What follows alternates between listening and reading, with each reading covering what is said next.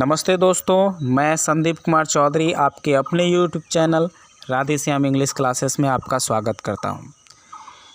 यह आपका ऑब्जेक्टिव का सेशन है Indian civilisation and culture chapter 1 का। जैसा कि इससे पहले हम लोगों ने 2 वीडियोज़ में इंडियन सिविलाइजेशन एंड कल्चर का एक्सप्लेनेशन को देखा है।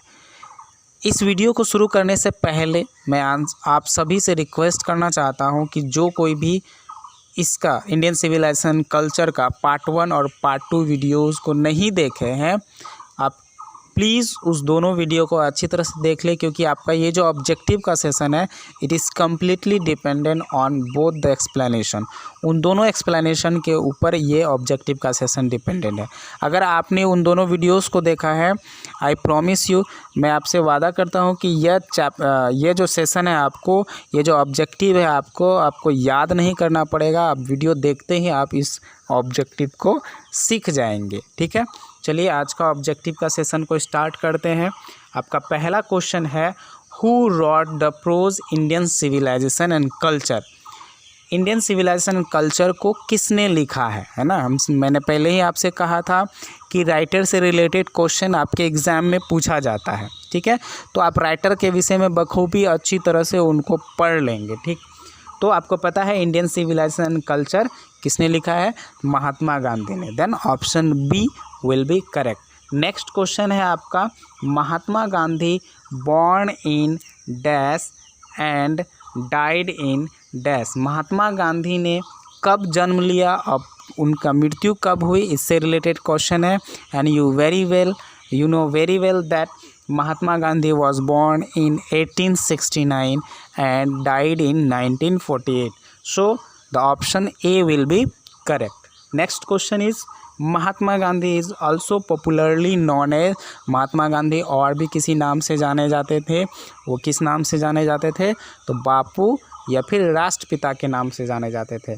तो ऑप्शन बी जो है आपका, बापू और father of nation, that will be correct. Next question is, the autobiography of Gandhi ji is. Gandhi ji की जो ऑटोबायोग्राफी है, आत्मकथा है, वह क्या। ऑटोबायोग्राफी क्या होती है, आत्मकथा, ऐसी कहानी जो खुद पर लिखी जाती है। जैसा कि आपको पता है, आप मूवी देखे होंगे, MS धोनी, मैरी कॉम, ये सभी बायोग्राफिक मूवी है, किसी की जीवन पर आधारित है। लेकिन जब कोई खुद की जीवन के ऊपर लिखता है तो वो क्या हो जाता है, ऑटोबायोग्राफी। हम लोग हिंदी में उसे आत्मकथा कहते हैं। तो उन्होंने लिखा है, महात्मा गांधी जी ने लिखे हैं, my experiment with truth. Next question है आपका, तो ऑप्शन इसका क्वेश्चन नंबर 4 का ऑप्शन क्या हो जाएगा आपका, सी। नेक्स्ट क्वेश्चन है, Mahatma Gandhi used dash and dash as a chief weapons against British. Mahatma Gandhi ने मुख्य हथियार के रूप में ब्रिटिशों के खिलाफ किन चीज़ों का इस्तेमाल किया था। आपको पता है गांधी जी सत्य और अहिंसा के पुजारी थे। Then option A will be correct, truth and non violence. Next question है, I believe that the civilisation India has dash is not to beaten in the world. यह एक लाइन ही है आपके बुक में से कि I believe that the Indian civilisation India has evolved, विकसित हो चुकी है, इतना विकसित हो चुकी है कि is not to beaten in the world, विश्व में कहीं भी इसे बीटन नहीं किया जा सकता, हराया नहीं जा सकता। Then option A will be correct. Next question है आपका, nothing can be equal to the seed sown by our ancestor. कुछ भी ऐसा जो हमारे पूर्वजों के द्वारा बोया गया है, ठीक है, ऐसा बीज वह किसी के भी इक्वल नहीं। Nothing can be equal to the seed sown by our ancestor. Then option D will be correct. Next question है आपका, but India is still somehow or other sound at the. लेकिन भारत जो है किसी न किसी तरह से अब भी sound at the foundation. Option C will be correct. ठीक है, नेक्स्ट क्वेश्चन है आपका, The people of Europe learned their lessons from the writings of the men of Greek and Rome. ठीक है, option B will be correct. ठीक है, Europe के लोगों ने जो है अपनी सभ्यता कहाँ से सीखी थी, तो यूरोप और ग्रीक के लोगों के जो द्वारा जो लिखा गया था उनसे। Next question, in the midst of all this India remains immovable. इन सभी के मध्य भारत जो है स्थिर रहा, and that is her glory, और यही स्थिरता जो है उनकी महिमा बनी।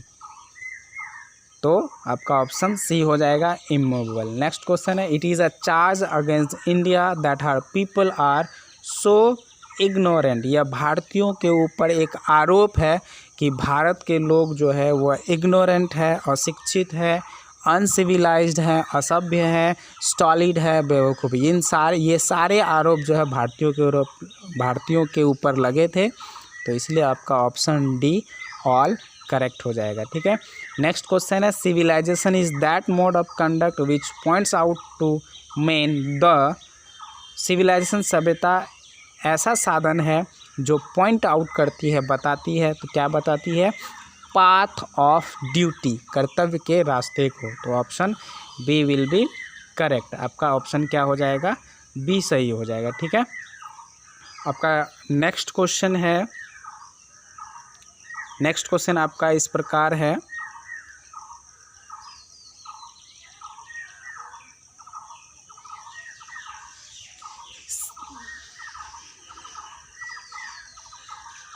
The Gujarati equivalent for civilisation means. Gujarati equivalent का जो सभ्यता है उसका अर्थ होता है good conduct. Option C will be correct. Next question, we notice that the mind is a restless bird.